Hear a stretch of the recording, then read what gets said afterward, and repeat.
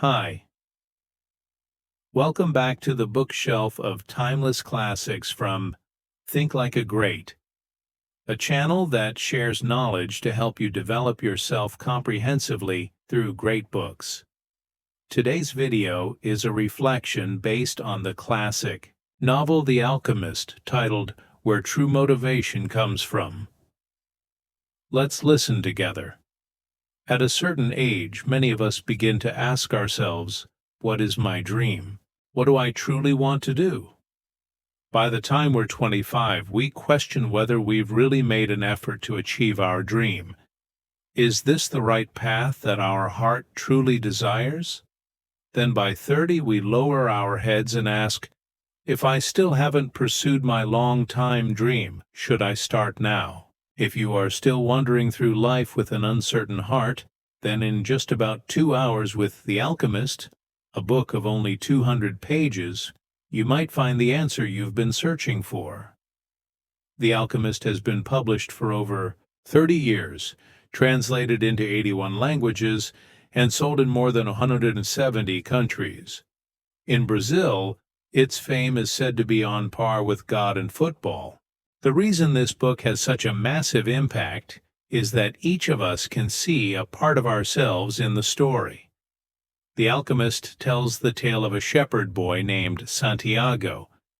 To pursue his dream, he sold his entire flock, his whole life's wealth, and set out across the desert to search for treasure.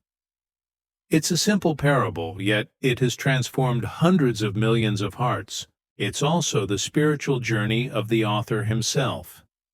At 17, Paulo Coelho rebelled and was sent to a mental institution by his parents. As an adult, he was imprisoned for opposing the dictatorship. At 38, he seemed to have achieved nothing, so he set out on a solo pilgrimage of nearly 600 kilometers to Santiago, Spain.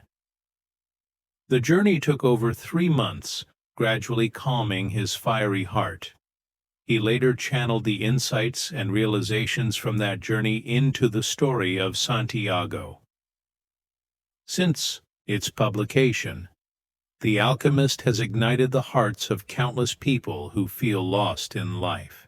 Coelho became one of the only Latin American writers comparable to Gabriel Garcia Marquez, author of 100 Years of Solitude. The Alchemist reminds us, a life without purpose is like a chaotic maze. Once you step inside, your whole life becomes a constant search for a way out. If you're too obsessed with gain and loss, you'll always miss out on your dreams.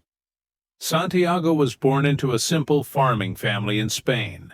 His parents put all their hopes on him, sending him to a seminary with dreams that he would become a priest, the pride of the family, and someone with a stable life.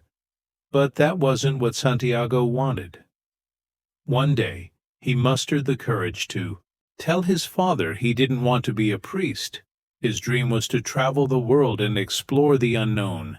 Though his father initially objected, he eventually gave in and handed him 3 gold coins to buy some sheep and live the life he wanted. These coins weren't just a compromise. They were an unspoken acknowledgement and blessing, because deep down, his father too had once dreamed of traveling the world. In the book, every character has their own dream. Santiago's father wanted to travel. A popcorn seller by the street once dreamed of going to Africa. The owner of a crystal shop longed to visit Mecca. Even the thieves near the pyramids had dreams of treasure, just like Santiago. Yet, under the pressure of reality, most had to abandon their dreams, leaving only regret behind. No matter the reason, the root always lies in weighing gain against loss, and such calculations blur your original intention. If we lack courage and inner determination, we'll never break free from the comfort zone. But Santiago did. He left his hometown, became a shepherd, and chose to live the life he truly wanted. In 2 years, he learned many skills, saw beautiful landscapes, and met many people. Life seemed good, but then a signal from the universe came, a recurring dream. For 2 nights in a row, he dreamt of a child leading him to Egypt, where treasure awaited. What did the dream mean? He met an old man, the king of Salem, who told him that this dream was his personal legend. The treasure was tempting, but his current life was more secure. He hesitated. Just like many people, he almost lost himself in concerns about gain and loss. If you care too much about what you might lose, you may miss what you were meant to do. As the old king told him, "Your personal legend is what you have always wanted to accomplish." That one sentence rekindled Santiago's passion. Wasn't it his lifelong dream to see the world? He once again chose to follow his heart. You must understand, the greatest illusion in life is when you give up, bow to reality, and say, "It's too late. This is my fate." But no, destiny is not something that makes you regret. Destiny is what you truly want to do.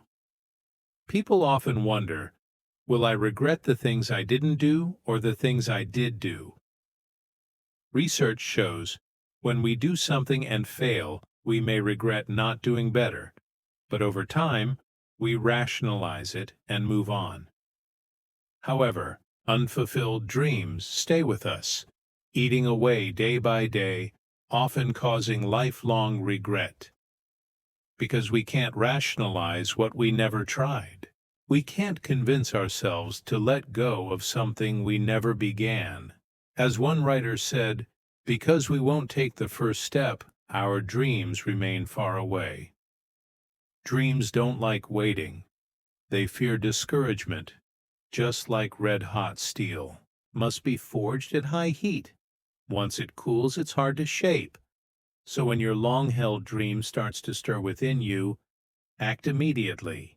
Take the first step while the passion still burns. Even if you don't reach the destination, you'll still discover a better version of yourself every day through the journey. You'll need greater determination as you walk the dream path. It won't always go smoothly. When Santiago arrived in Africa, he was hit with two major setbacks. First, the language barrier. Second, he was deceived by someone who spoke Spanish, someone he thought was a friend. In just one day, he lost everything. Yesterday, his future looked so bright. Now he had nothing left, not even one coin. Alone in a foreign land, he was on the brink of collapse. But then he remembered what the king of Salem told him. When you want something, all the universe conspires in helping you to achieve it. Those words gave him strength again.